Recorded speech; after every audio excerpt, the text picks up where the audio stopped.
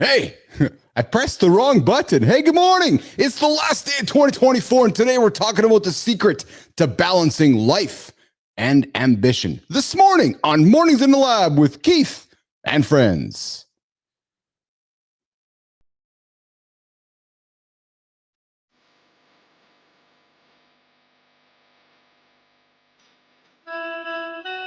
Welcome to Mornings in the Lab, where when something negative comes up. Building muscle improves blood flow. Nobody is expecting John. If the lady's saying that, you're just It's a super Be entertained by fun over here. How have I slept? Has my sleep been good? That's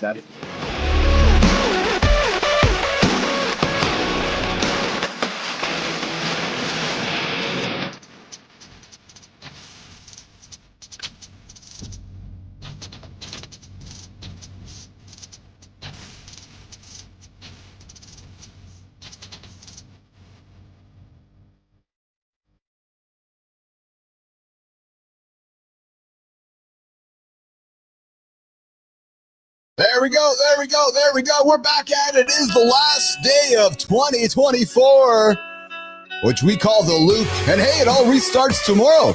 We're not ending 2024. No, we're just moving the calendar to the next date. And the loop's going to restart tomorrow.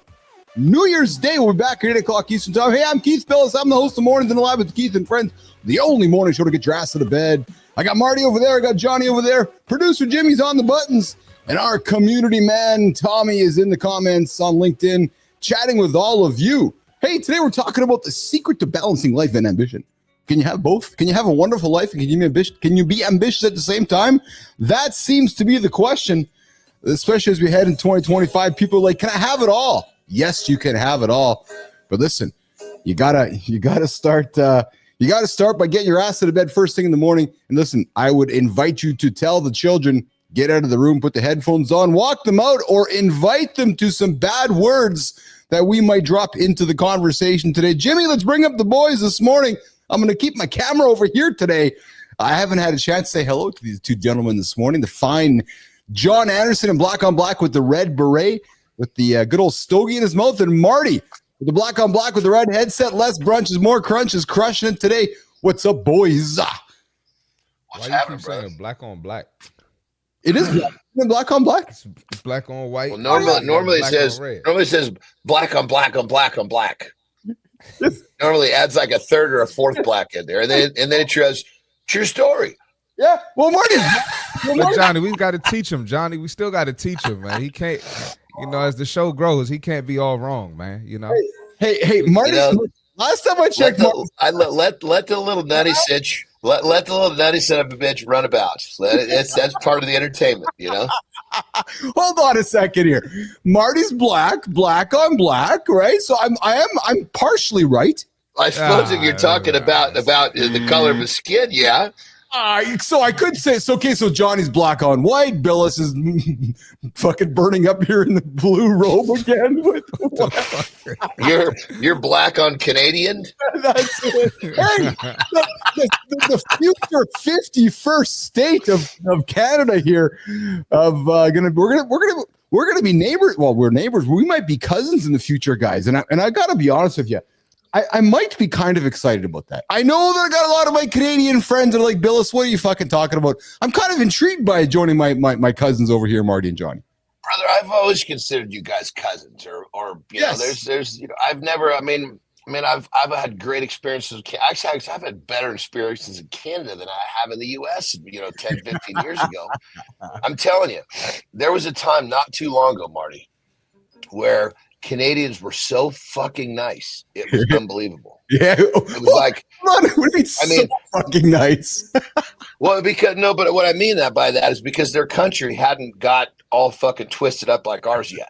They were a couple decades behind us, And now Canada is just as twisted up as the U.S. is with all the yes. crazy real estate prices, and people are just pissed off because life is hard.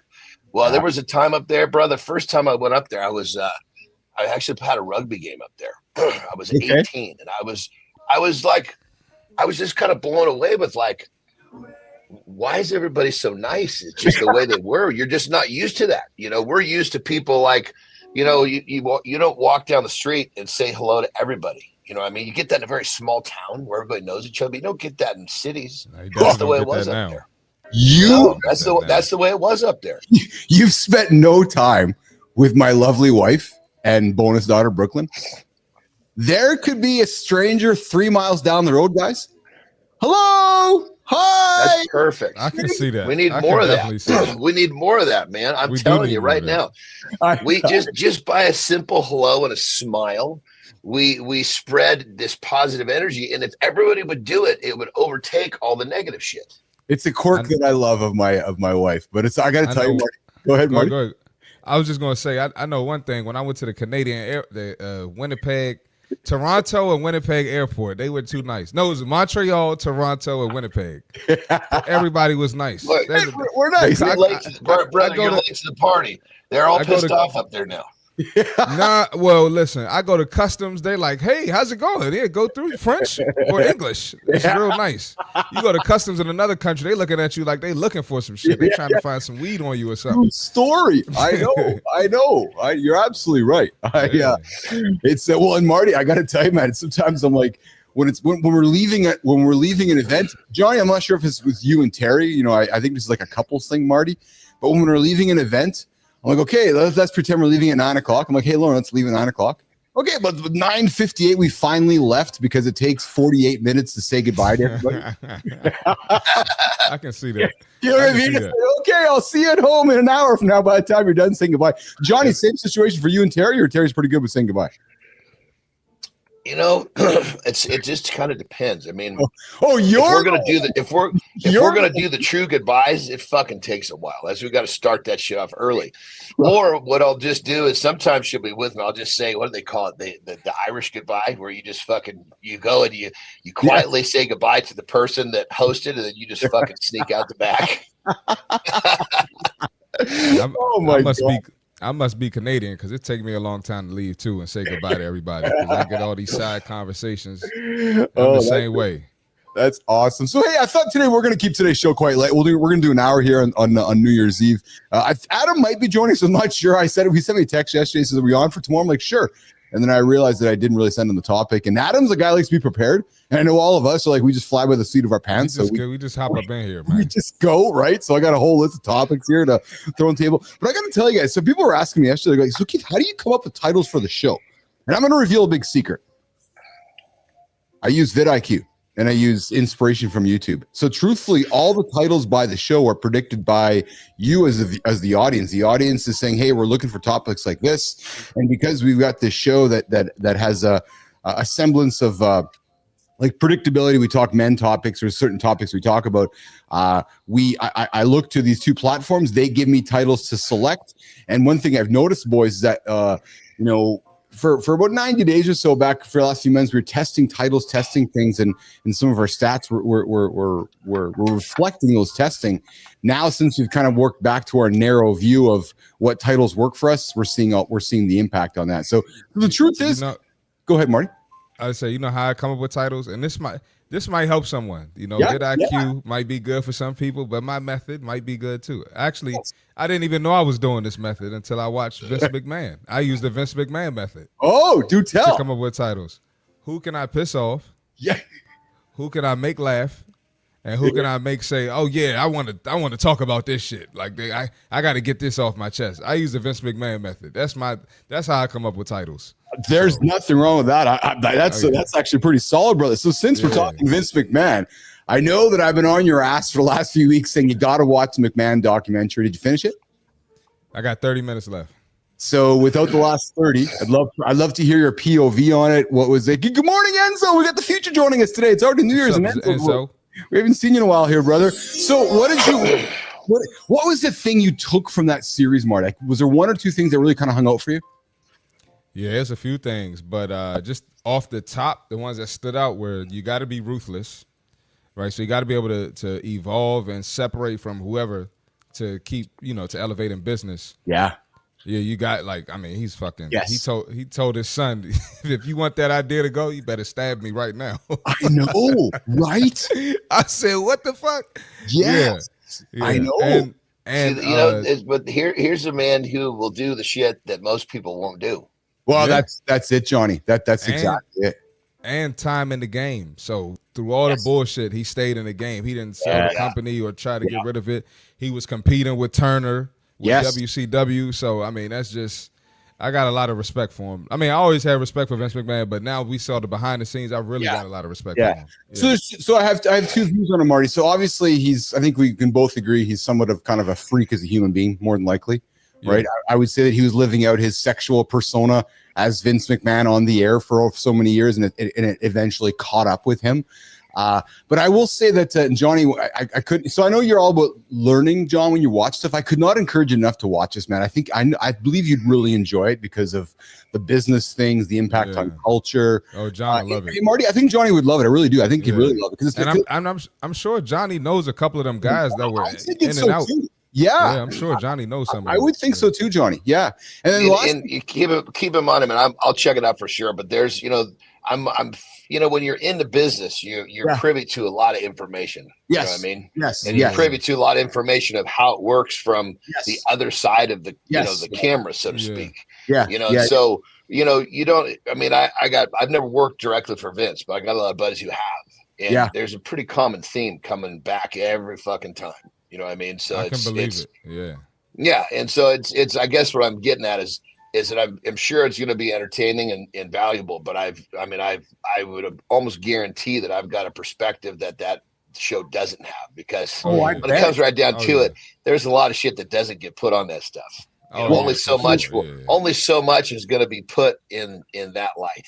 Yes. Well, I would say this, and I don't want to put Vince down or anything, but you get that many allegations and all that bullshit. Some of it has got to be true. Oh, I'll just say right from the jump. I mean, listen, there's this. It's not just Vince. I mean, there's a handful of dudes. Yes. Who, and I'm not mentioning any names, and I'm not going to say Vince's name when I say this. No, but I mean, it's pretty well fucking known that when they started with the Divas, they had to fuck their way to the championship. I believe it. Yeah, I believe it. When it was blank. Well, Johnny, it was, and Marty, right? It was somewhat alluded to without actually saying it in the series. And hey, actually, Marty, Johnny, you know this, Marty. So Bill Simmons made that. Remember Bill Simmons from ESPN? Bill Simmons? Yeah. Yeah, so controversial, like broadcaster, public guy. So Bill Simmons is the executive producer of that series. Actually, he made that series, so he's the guy behind it. But Johnny, I'm not surprised by your comments there, because they alluded to it in the series, and they even talked about Sable and so forth. What I found quite fascinating, Johnny, but real quick, let me interrupt real quick. This is no different than fucking many other businesses, though. Let's be totally honest. This is Hollywood. This is any level of entertainment. Fuck, this is even high level business, man.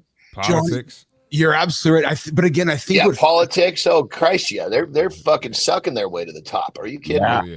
Yeah, but what I think, Johnny, what's so fascinating, and Marty, I suspect you'll agree with me on this one, is you are bang on, John, with your comment about that this happens everywhere. But I'll take my glasses off for this one. What struck me with this was the impact that WWE has had on North American culture, right? So the way that men treated women, the way that men have and I'm not pointing fingers. I'm just purely saying that look at the impact it's had on culture, and then you can just arrive at your own opinion after that. Marty? Yeah, I think, the culture, the negative things about culture, I don't think it came from strictly WWE. I think there's things that had a heavier influence on the negative parts. Yes. But definitely, because I know I got in trouble a couple times for doing some of the WWF stuff at school. Yeah. Well, you know what? I look no further than just one character, which I think summarizes it quite well. And we'll go to the accountability check in here in a moment. But what I thought was really summarizes it all is that there's one character that just has stood the test of time. He's not a baseball player, a football player, a hockey player, a basketball player. He's a human being that was created by Vince McMahon, and he was on the stage 2 months ago. His name's Hulk Hogan. Like, you can go anywhere in the entire world. Yeah. And everybody on the planet knows that character. Here's a character. Superman, Spider, character. There's something kind of powerful about that. You know what I mean? right? Absolutely. Well, but going back to your statement about WWE and impact on culture. Yeah. So let's unplug WWE and plug in any other, show, let's call it, that's had that long-standing run with that many viewers. I mean, this is like one of the most highly watched television things ever.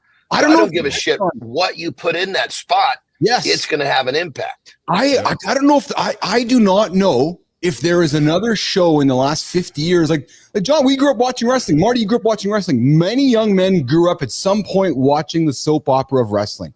I don't know another show, that is, and good morning, Lotus Flower. Good to see you in the comments here. Happy New Year's to you, Lotus. I don't know of another show that has had the impact on us as humanity that has fallen down. WWE has broken all sorts of records with viewership.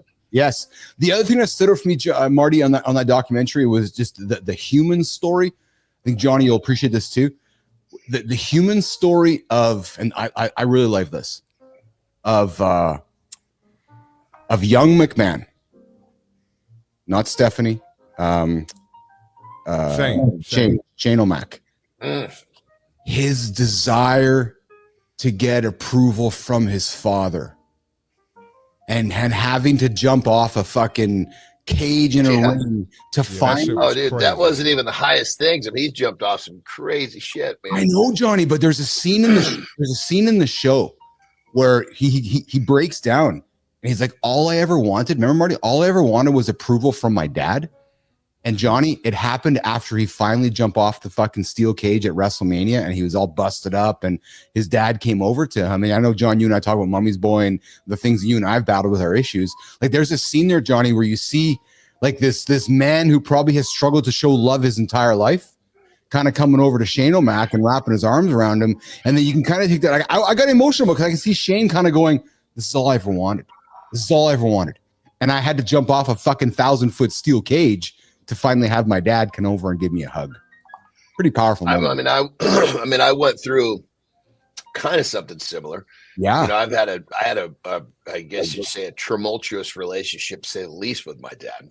Okay. And so when it was like there was always this weird, I don't know what you call it. It was just this friction, heavy friction. And of course I'm always trying to, he got me my first weight set, so now I'm lifting weights. I'm going to be strong. And I thank him for that. I mean, listen, I'm not playing a victim here at all, but the first time he saw me on television when I was competing, everything fucking changed. It was like, I couldn't believe the stark difference in when I would go to his house. It was like, fuck, all of a sudden, I guess I have some bit of validation that makes this relationship a little easier to navigate. Oh,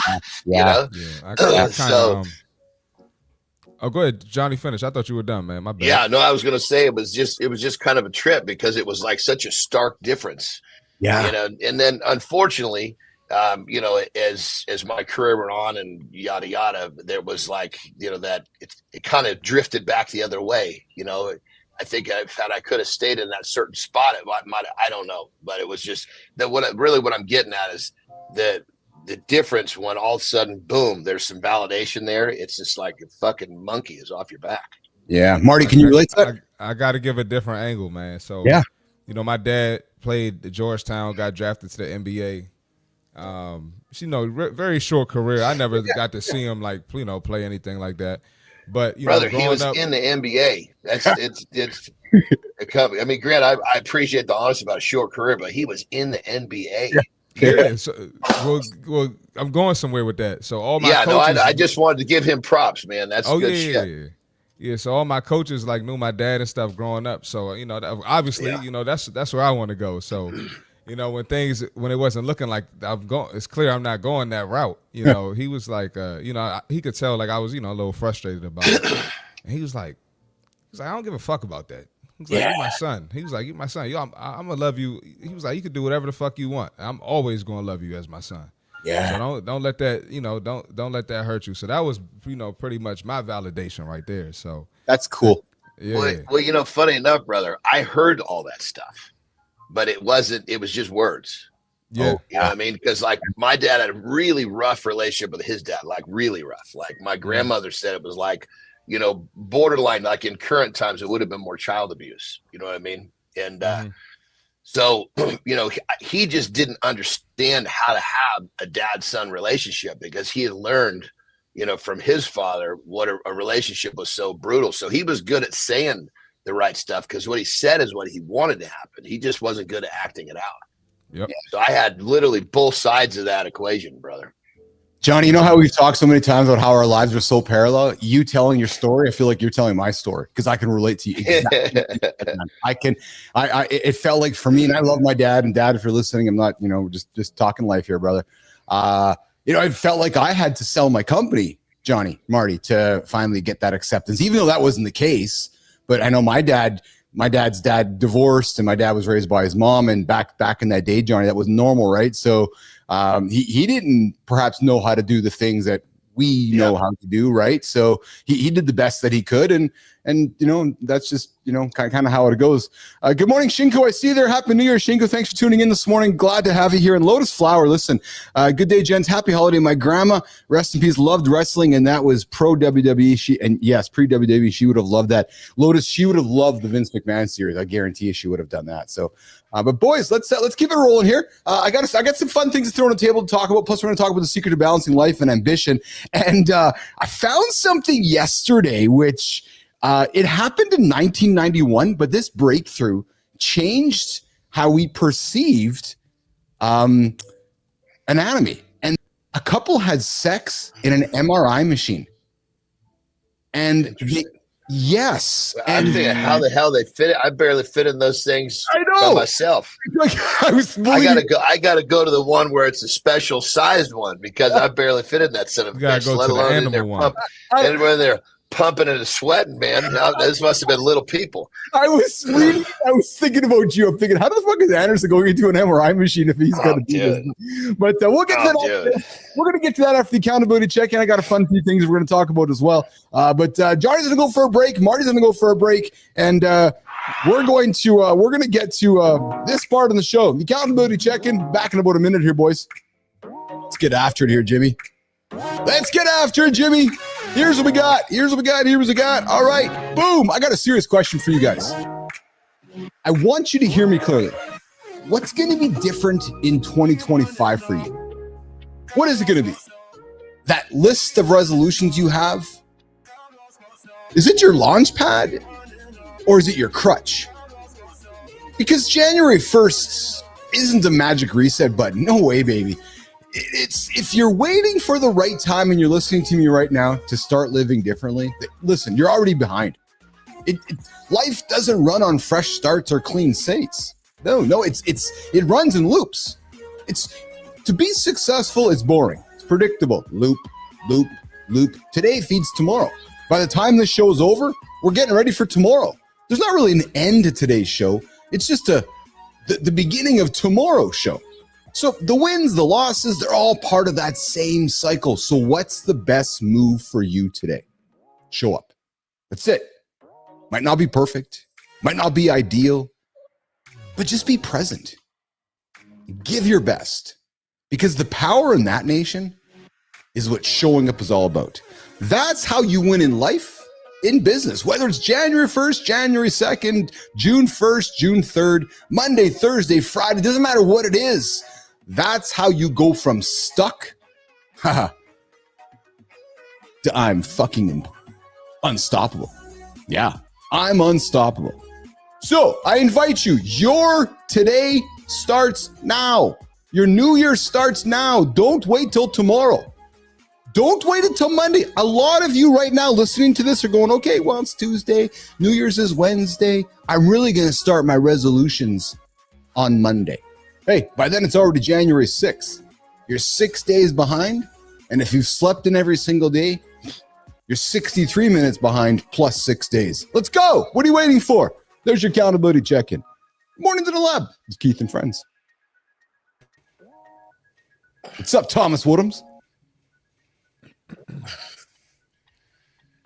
Oh, What? What? Thomas Woodhams is meeting the Tiger King in Texas in prison.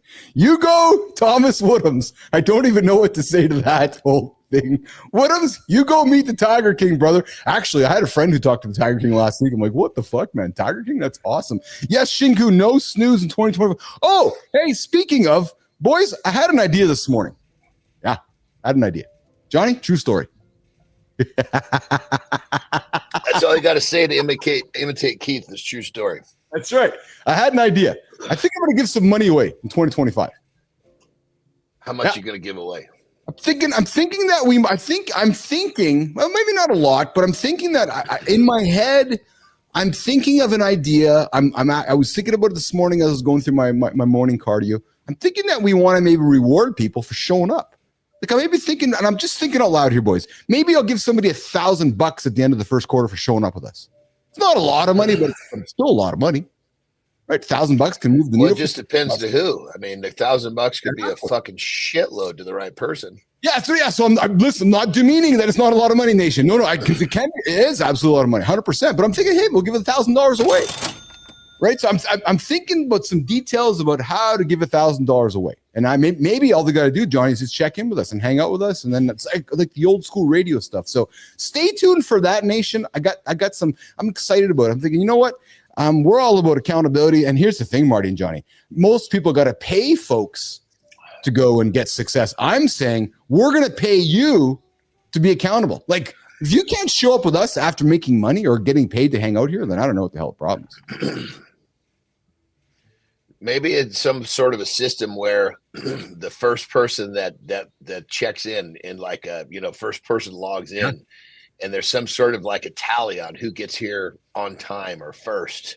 So it's not just a wander on in and, sit there and do what you're doing while but let's get here and say a word, like get here and say kick ass, or get here and say whatever, 2025. So there's an action that has to be repeated. Yes, that earns that money.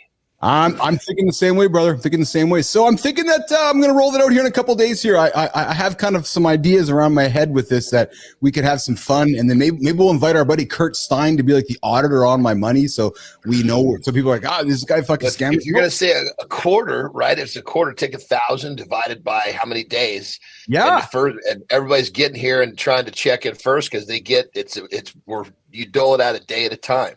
Not that so at the end of the quarter, who's going to get the most?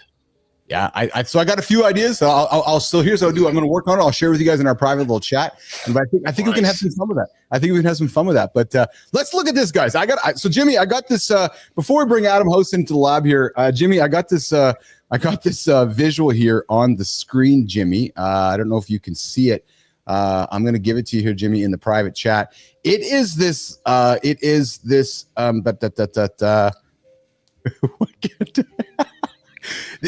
image of the people having sex in the MRI machine.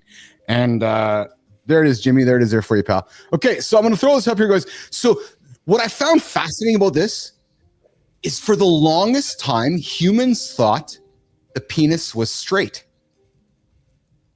And that when it had sex with the vagina, the penis just went into the vagina and it was straight, in and out. But the reality was discovered with this whole thing was that the penis actually bends like a boomerang. Check it out. Look at this.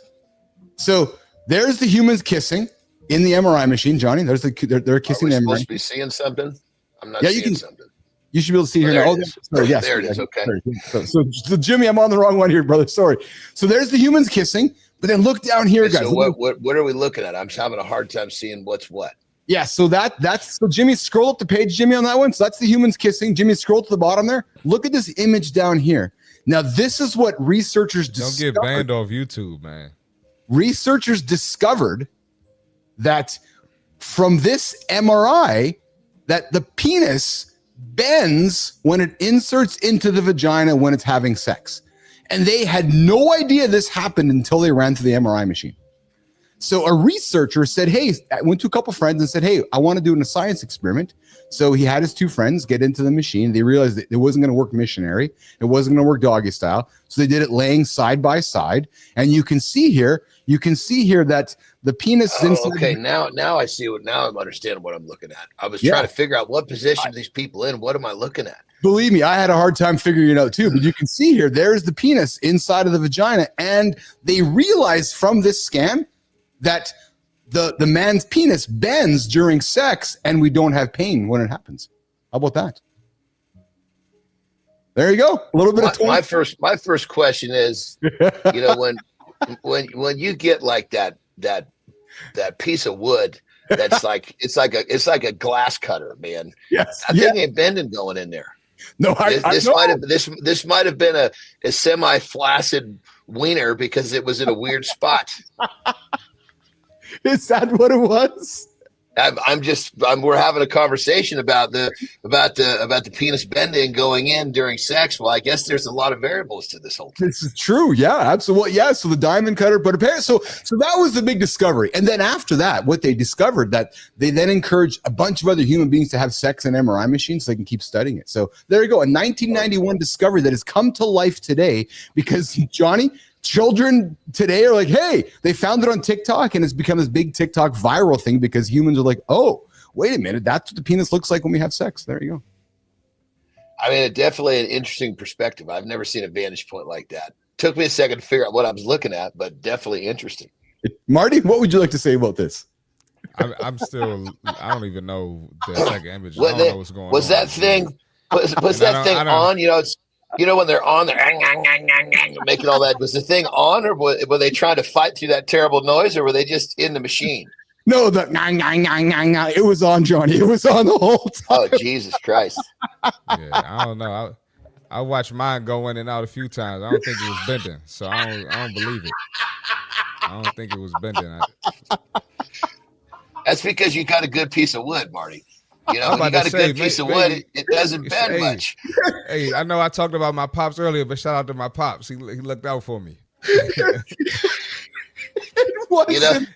Johnny, I know you got all daughters. Keith, I hope you bless. Hope you bless. It wasn't bending. What did he say? He says, I looked at mine going in and out, Johnny, and it wasn't bending. So that's what I'm saying. If you got a good piece of wood, there's nothing about a piece of wood bends. Yeah, shout out to my pops, man. No. Yeah.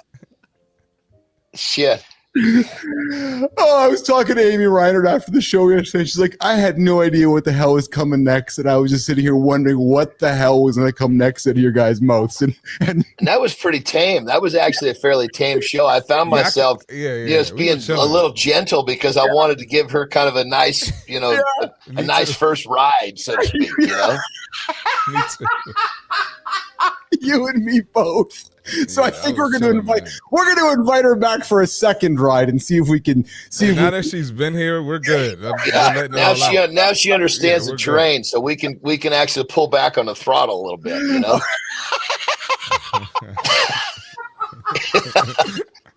what I mean? We can open it up a little bit more. Now she understands what's coming. Marty, let's get to the fit tip. We got Adam House. I think Adam wants to join the conversation. So Adam's ready, man. I think he's ready. Yeah, he's ready. Let's get after it. Marty, get after it. We'll bring Mr. House in here in a moment. Well, maybe we'll talk about bending penis with Adam too. Hey, man.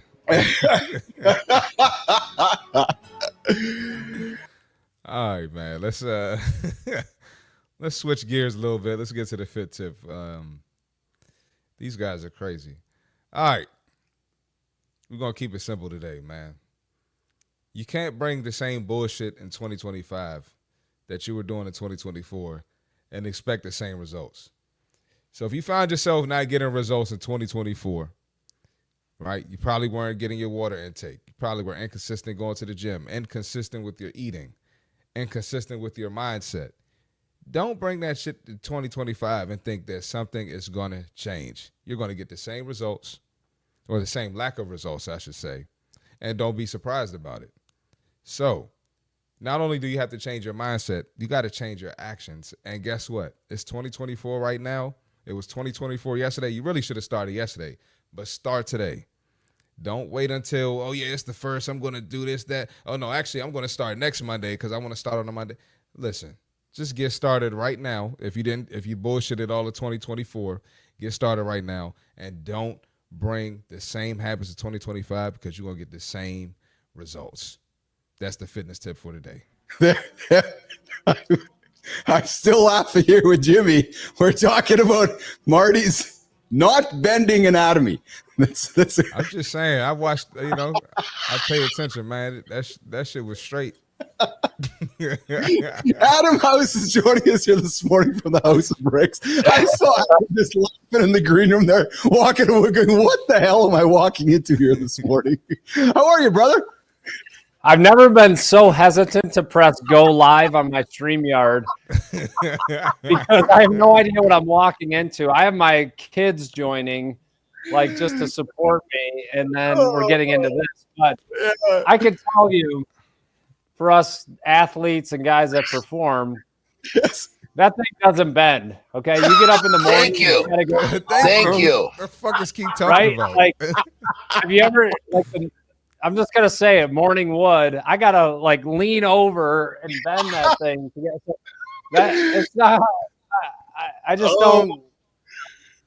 That MRI. That's all I'm saying.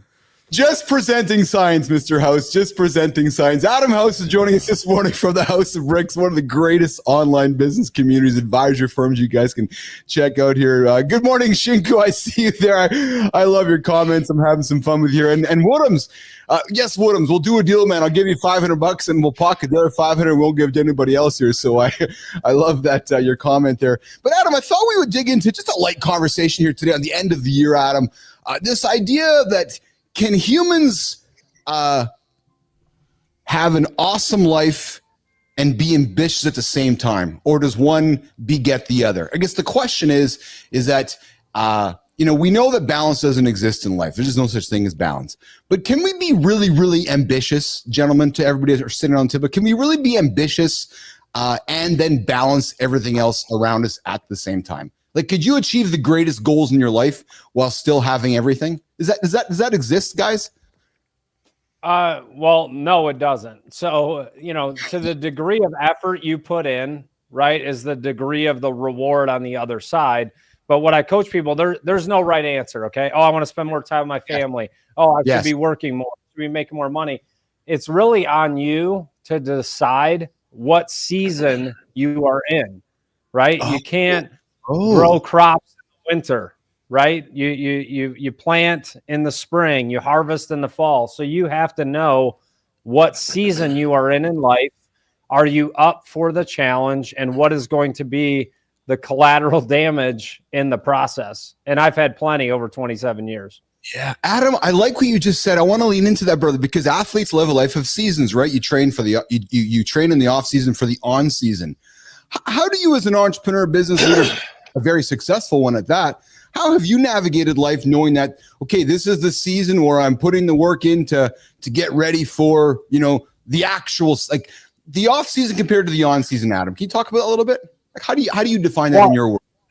It's a good question. It's interesting you mentioned sports, right? Yeah. Like sports have a season. Basketball, right? It's November to May. The challenge with business, typically most industries, right, is you can work 365 days a year. Yes. So you have to understand what it is I want to accomplish and what is the cost it's going to take to get there. And I'm not just talking about money. It's to you as an individual. It's to you as your family. For me, over the last 27 years, I've learned by, trial by fire.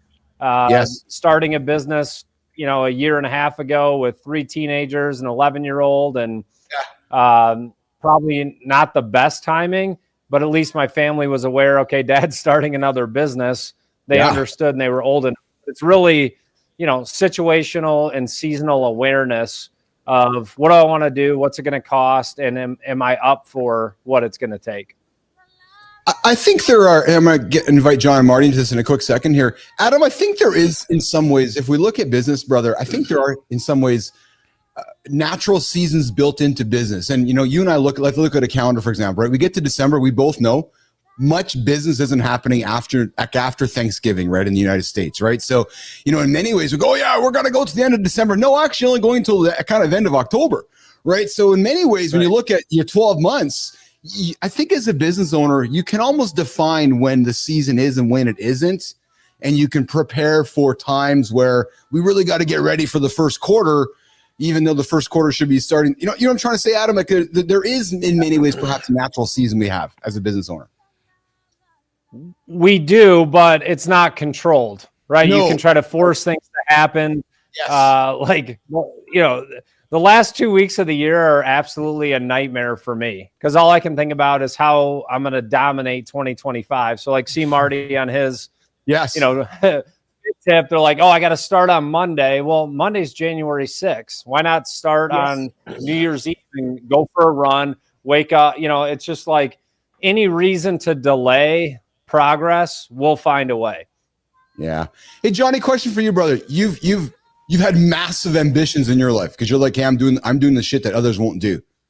Yeah. But yet I've got to suspect there has been collateral damage. There's been challenges along the way. How have you learned to balance your ambition with your life? Well, I think going to seasons real quick, what I figured out early on was that, like my year is kind of like I come out of the gate, first off, I don't do New Year's resolutions. Every time there's something new, I just go to New Year's, just goes right by. It makes a fucking difference because I'm not waiting for a certain date to take the first step on anything I want to do. Yeah. But what I was almost kind of equated to like I'm running hard, right? And I'm running right to the point where I just got enough wind to continue. But at some point, basically I start to run out of wind and I got to slow my pace a little bit, almost like it's like a run walk scenario or sprint walk scenario. And so I've really kind of got it nailed down to where I can fucking literally kick ass for 11 months.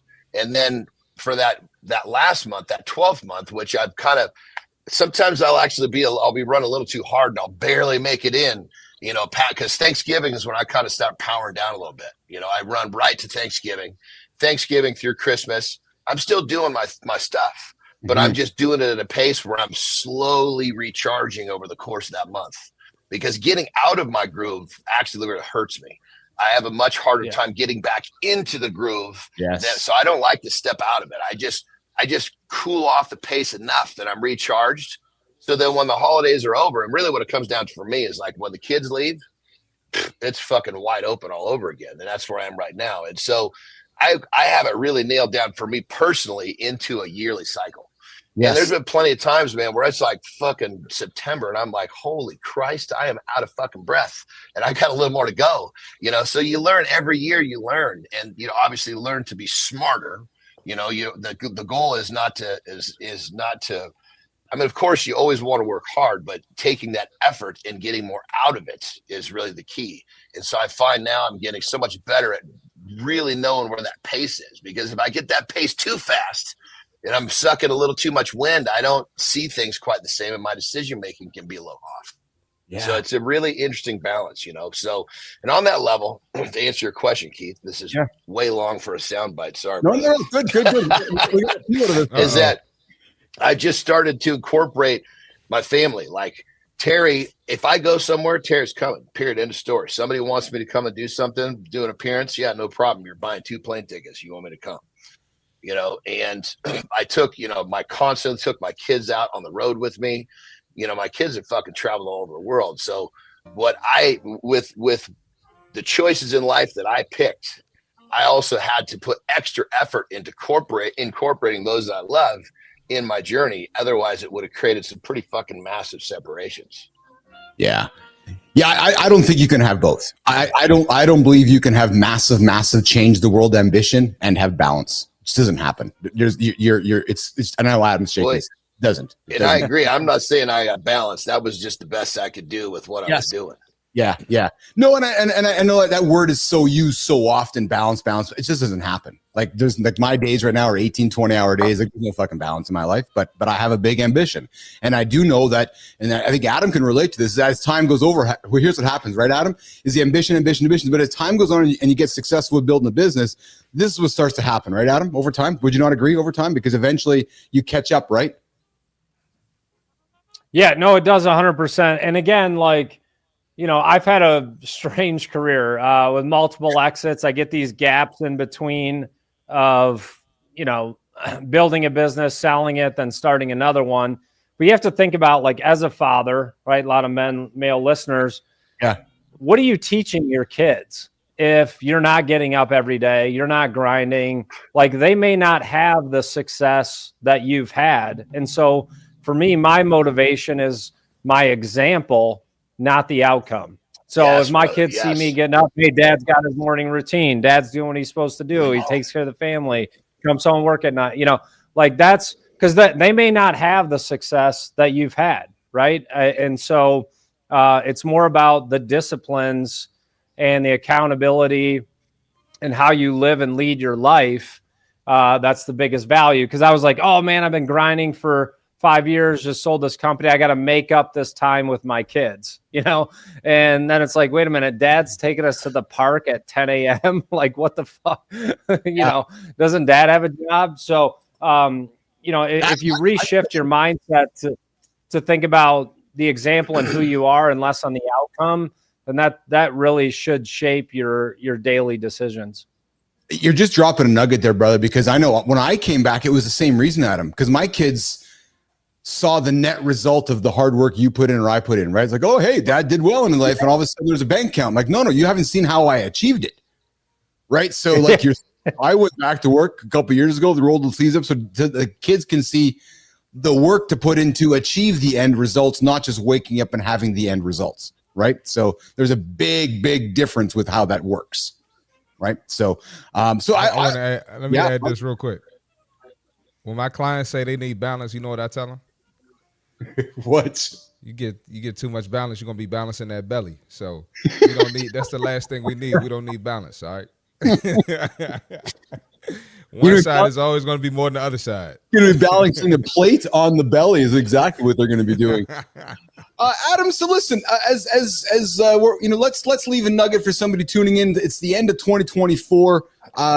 Is there anything you would leave somebody to hang on today around this idea of balance and ambition, fatherhood? Maybe summarizing 2024 as going to 2025. I like what you said. Don't wait till Monday. It's already the 6th. But Adam, as we wrap up the segment, how would you like to close it off with the secret to balancing life and ambition? And is there such a thing, Adam House? There isn't. I don't know why I'm laughing so hard. My mind went back to the MRI image when you talked about balance, you know. So like, the only thing I want to leave you with is not all doctor results are accurate. Okay, so I got to see that to believe it, because that ain't me. But no, I mean, look, our you know, mantra within the House of Bricks is. My bad. What's that? My bad, Adam. They're gonna sell us something so it doesn't bend. They're gonna come up with a new medicine so it doesn't bend when you're having sex. That's exactly. The That's gonna be the They already got that. They already got that. We're the House of Brick. This thing doesn't bend. Okay, can't bend this. So, if you in the House of Bricks, you will not bend. You'll be rigid the entire time. yeah, these are not you know, plastic pipes here. So anyway, you know, we're gone. I'm gonna try to bring it in. So listen, 2024. We launched a House of Bricks community. It was all about building life brick by brick, turning obstacles into stepping stones. That's what we did.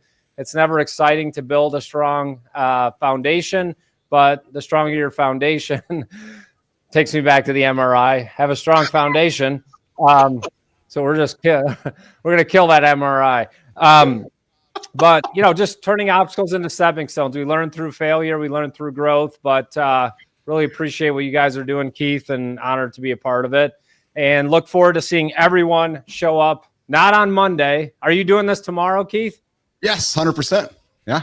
Okay, that's right. No breaks, right? That's right. That's No right. breaks. Hey, tomorrow's gonna come, Adam. I gotta wake up anyways. And Johnny's waking up, Marty's waking up. And if you want to wake up and hang out, we're gonna be here anyways. 8 o'clock Eastern time, mornings live with Keith and friends. Gonna grab our coffee and kick off 2025. And listen, guys, if you want to join a great business advisory community, go check out Adam House's House of Bricks community. It's a good one. I'm there too. So, Adam, have a great day, brother. Enjoy the Well, enjoy I wake up in the morning and I have to bend it. Then I won't be on the show. Oh my God. Get out of here. Get out of here. Hey, Happy New Year, Adam. Have a good one, brother. Happy New Year, Adam. We got Johnny with a lifestyle tip. His last lifestyle tip for 2024. Who knows what he's in? Are we bending or are we rigid? Johnny, you're up, brother. All right, check it out. Here is what your New Year's resolution should be. It should be to never have another goddamn New Year's resolution again as long as you live. Because when you have one of these goddamn things, it means you're waiting. Don't fucking wait to put this son of a bitch in gear. Take the first step. You don't have to wait for tomorrow. You don't have to wait for Monday. You don't have to wait for the first of the year to take the first step. So, what's the tip? Never, ever, ever have another goddamn New Year's resolution again as long as you live, because you're going to commit to taking the first step when it's available, which is right here, right fucking now. Rock and roll. No, it's don't bend, rock and roll with Jon Andersen. There's a lifestyle tip every day here at 8:45 Eastern time. Adam was funny today, man, dropping some nuggets. And we got some. You're worried if he was going to partake in the conversation. Shit, he ran the conversation. He did. Oh, I loved it. Oh, we all have not been able to stop thinking about Marty's solid morning wood looking that it's not bending along the way there. So, but listen, boys, I don't think he was. I don't think he was talking about morning wood when he was talking about not bending, brother. No, he's talking about his own equipment working quite well. Speaking of own equipment working well, so at the end of every year, Google does this big search Google does this. They release popular searches and popular trends that have been circulating around the planet, and there is an interesting new fetish, gentlemen, that has been highly Googled in 2024 that some are suggesting might be quite popular in 2025. Johnny, I haven't heard of this one before, brother. And I know Marty has. Maybe Marty has. Maybe this is generational. Hold on. This is a Google search, like a highly, is that what it is? Yeah. So okay. Humans, Johnny. So in 2024, humans spent a lot of time Googling gooning and cuckolding. Right. But yeah, I don't know. I haven't checked into gooning yet. I'm going to get there. But apparently there's a lot of searching right now around this idea of vorophilia. It is a fetish, gentlemen, that so let's talk about this. Okay. So vorophilia has had a 26% increase in searches this year. So what is vorophilia? It is this erotic desire to consume or be consumed by another person or creature. Consumed, like eaten? Cannibalism is illegal in many countries across the globe, but there's a distinction for vorophilia because you're not actually eating the human, but there's this idea of eating the human and consuming the human. So there has been a 20. So it's basically like a fantasy. Yes. So people with vor fantasies, gentlemen. Marty's loving this. Johnny, this is a generational thing. People with vor fantasies might express themselves through stories, artwork, role-playing, or online discussions in forums like Reddit. But the reality is that more people are fantasizing about vorophilia because we can't eat humans.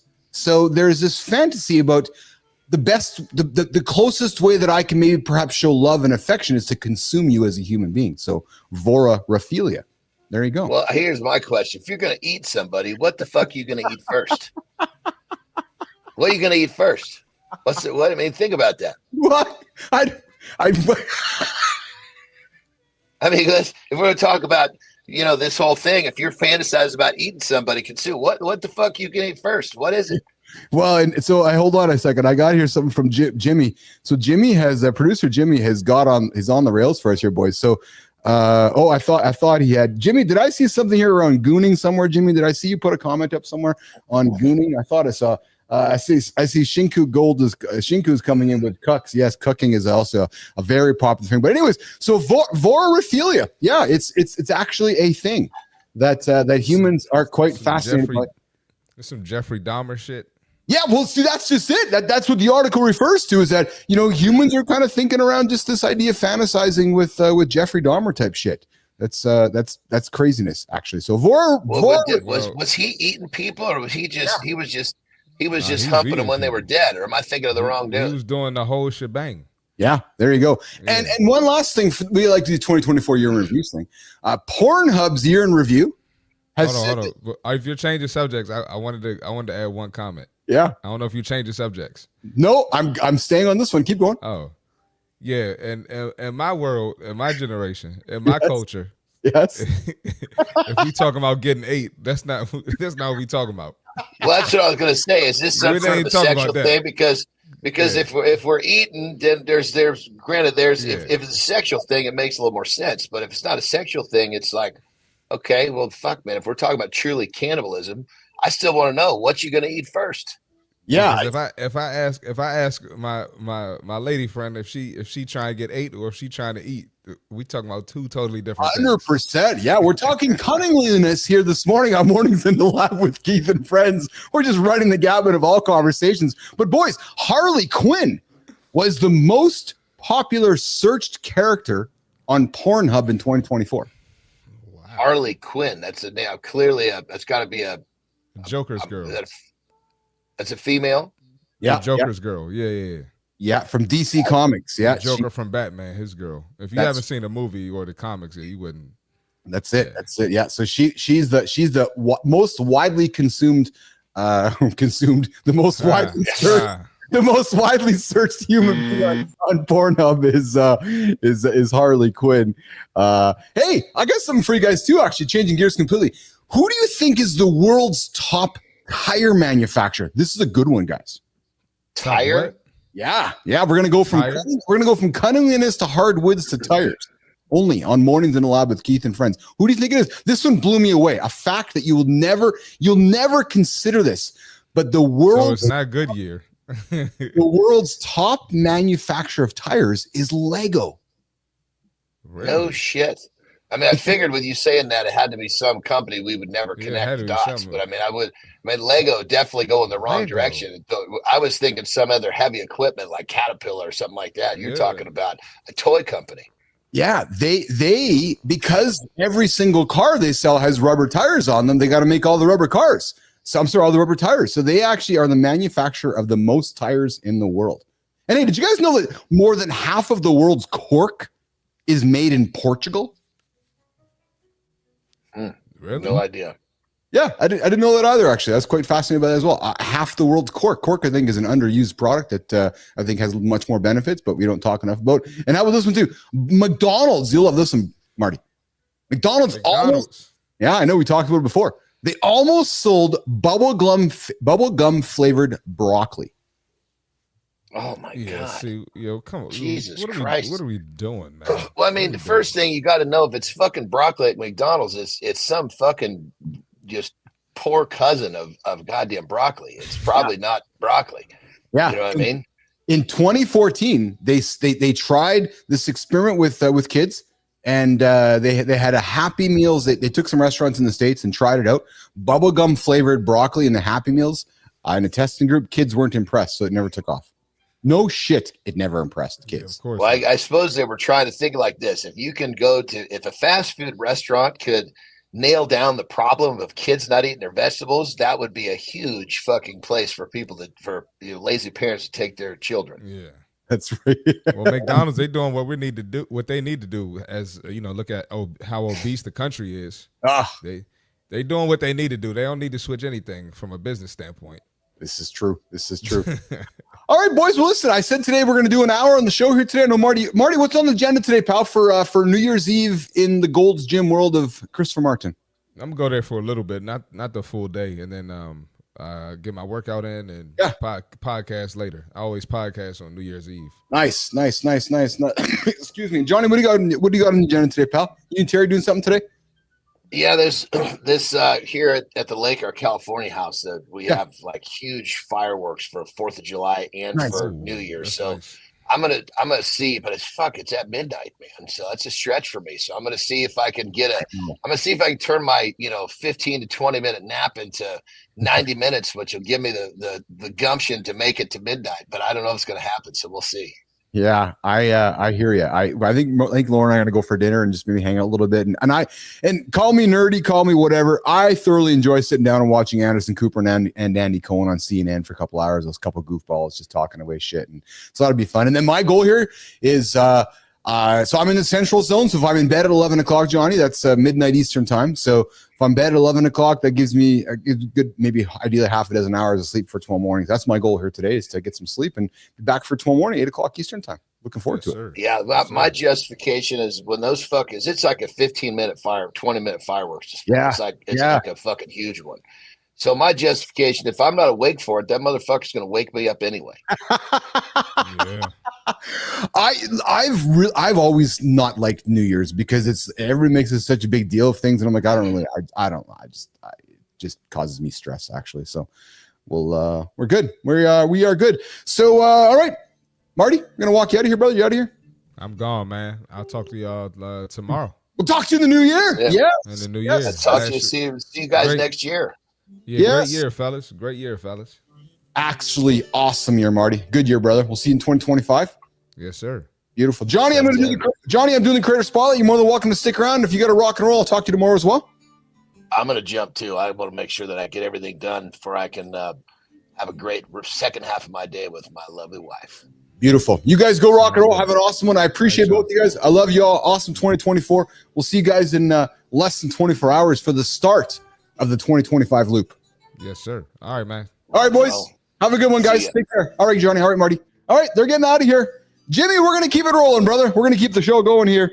It is 9 o'clock Eastern time. I said we'd be here for an hour today. We're going to stretch it a few more minutes, because we have the segment of the show which we call the Creator Spotlight, where we take somebody on the LinkedIn platform and we celebrate the hell out of them. So just give me a second here to get him sorted out here.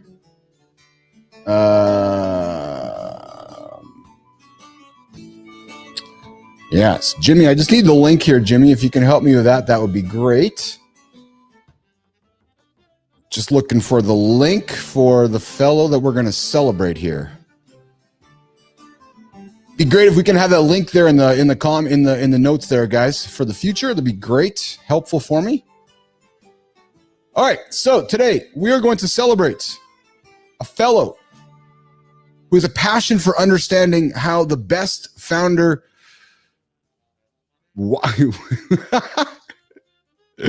Oh, Jimmy. Let's do this again here, pal. Let's there we go. Thank you, bud. Yeah. Thank you for that. All right. So future note, guys, we want to make sure we have the links so we can have them in here. So we're ready to rock and roll. All right. So listen, we got somebody who's a helper, a husband and a father, and he has the How for Why newsletter. He's the founder of the 6A East Partners, all the way from Washington, District of Columbia. Yeah. True story. Yeah, that's where he is. He's got a passion for understanding how the best founder whys are engineered into thriving companies. It's what drives his newsletter, How for Why, where he explores how visionary ideas are transformed into operational realities. The guy was a drummer. Yeah, he was a drummer obsessed with understanding how great records are made, to devouring the full-time and studying economics at Harvard to learn how investment decisions shape business. Now this dude's a coach. He coaches founders on turning their why into successful businesses through operational acumen and by building exceptional teams. So today, Mornings in the Lab, Keith and Friends, is pleased and excited to celebrate Jimmy, I got the horizontal here, pal. You get us up on the vertical. And today, we are here to celebrate Mornings in Live with Keith and Friends, our celebration guy. Let's get the buttons ready.